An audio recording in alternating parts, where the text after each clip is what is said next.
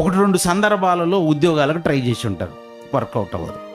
ఇంక నాకు ఉద్యోగం రాదు అంటే ఉద్యోగం ఉంటేనే బ్రతుకుతావా?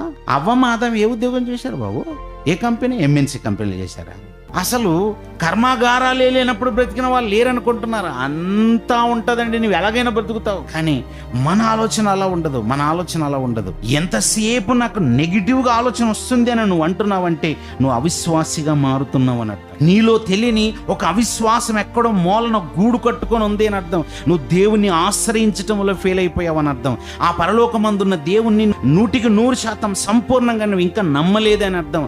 నమ్మకం అని అంటే నా దేవుడే నాకుండగా, ఆయన చాటున నేను దాక్కుని ఉండగా నాకేంటి భయం అన్నది. అప్పుడు ఎలా ఉంటుంది తెలుసా?